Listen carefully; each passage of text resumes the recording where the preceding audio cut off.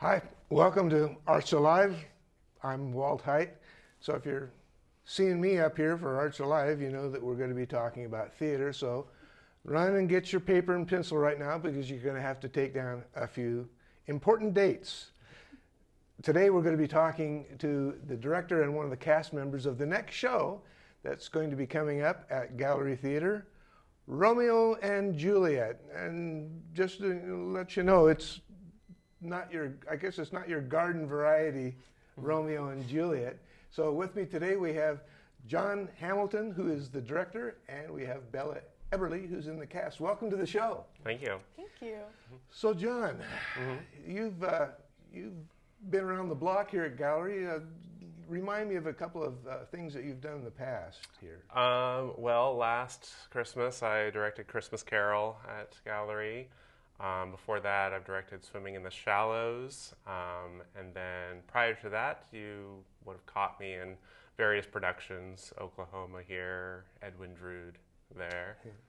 Rumors. Rumors, of course. Kindly reminded me of that. Yeah. So now, this one's going to take place in the small theater, the arena, and you've had experience in there as a director. Yeah, my first show, Swimming in the Shallows, was in the Arena Theater, and I do like that space. It allows for a little more experimental works, like this version of Romeo and Juliet.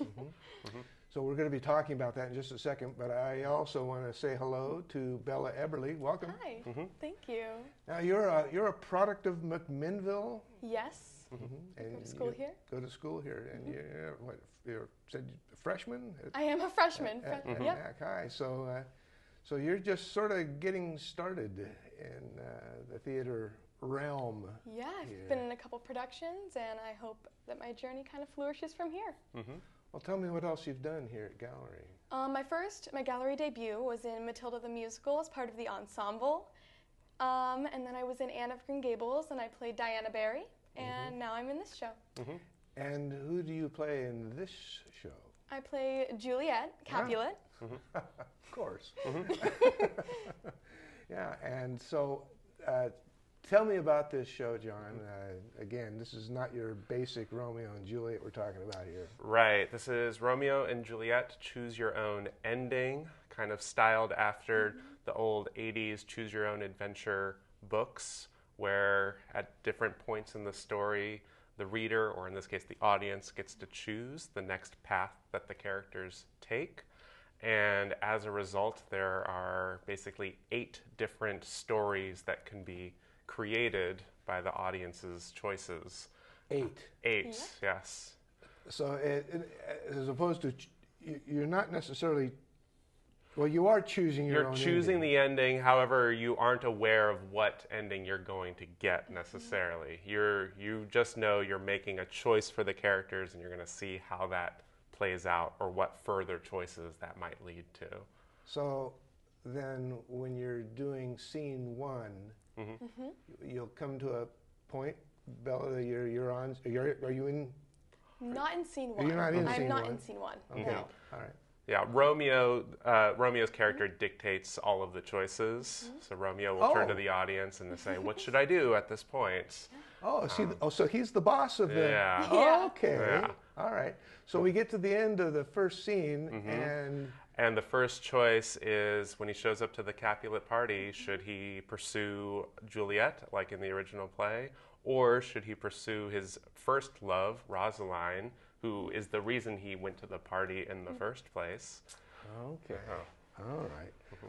So we're going to be taking this rather sinuous trip through the script and diverging based on... And is what are we calling for a vote? Are we? Yeah, we do raise of hand, a quick count, or just a general overview of who got more votes.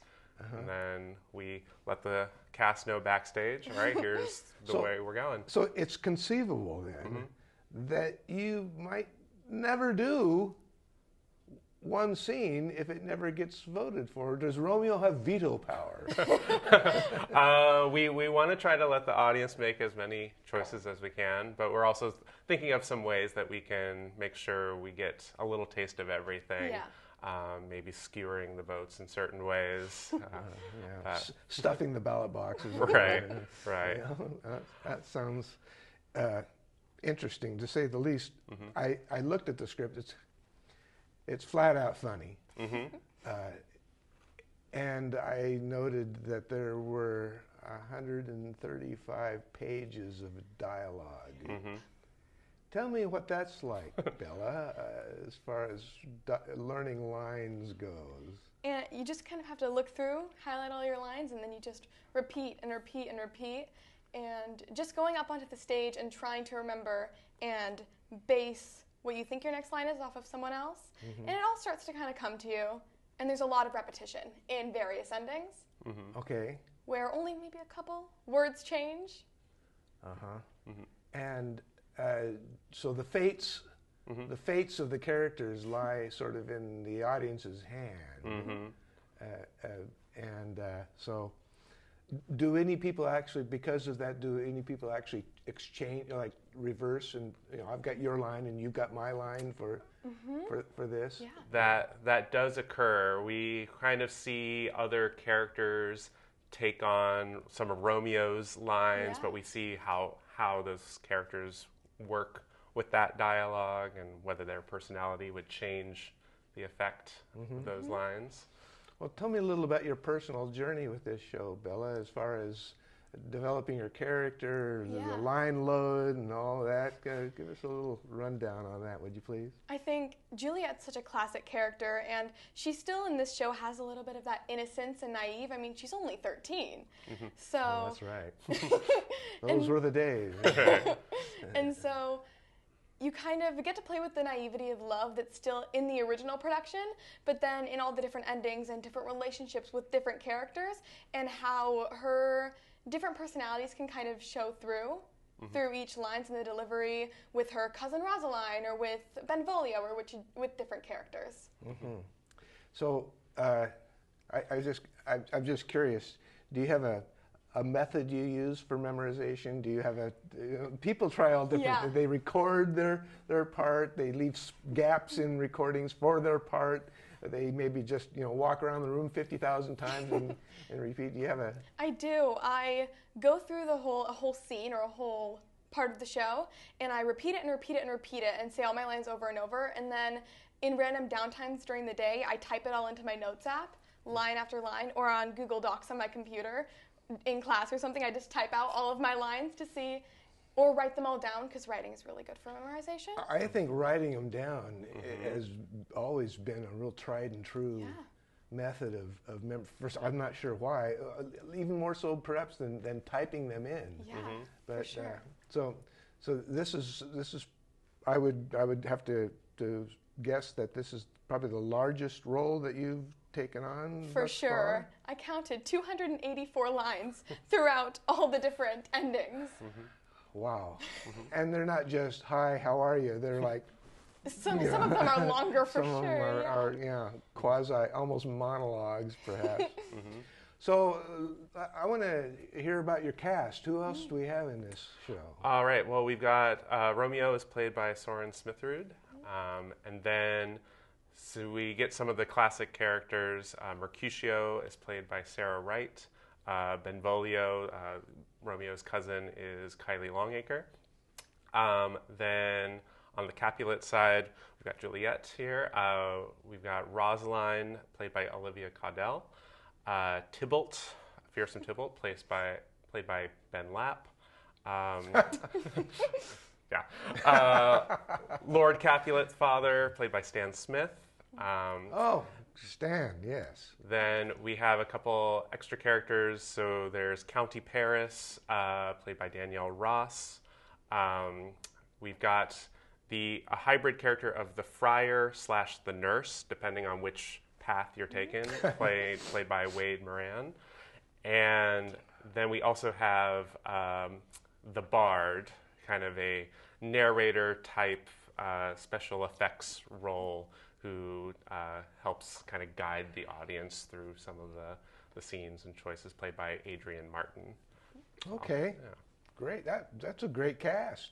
That's wonderful. I'm really looking forward to see this. Now, of course, you've assembled a team, and can you share with me who is on your production team? Yeah, so I've got 2 stage managers, Rebecca Suzanne and Lily Jones are helping out backstage. Also, we've got Beck Hazel on in our backstage crew. Then Ben Lapp's been helping with set construction, and Tanya Nichols and Kristen Winter have stepped up for set decoration and costumes and props. They've kind of taken on that role. So as you can clearly hear here, we have a very organized production coming up with a solid cast. One more name I forgot. Okay. Jay Gagnon is helping with puppet design.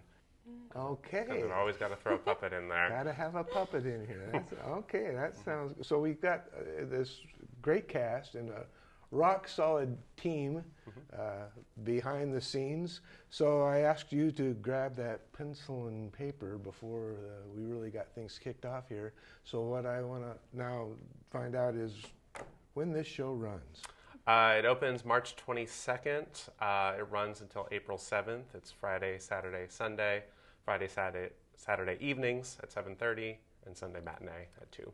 That's right. And as I like to ask audiences to remember is that now Gallery does close productions with a Sunday matinee. That used to be that Saturday night was closing night, but now we have the Sunday matinee, which I love because, hey, you got to strike the set after the end of the production, right? You don't want to be there till 2 in the morning. Right. So, okay, so is there anything else that you'd like to mention about the show that I haven't touched on yet?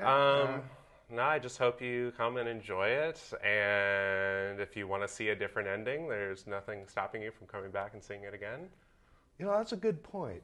You know, you could see this thing 2 or 3 times and maybe bring a few of your, shills in and sort of maybe try to dominate the voting. Yeah. And get in there. Yeah. So again, it's let's repeat the dates again. March 22nd through April 7th.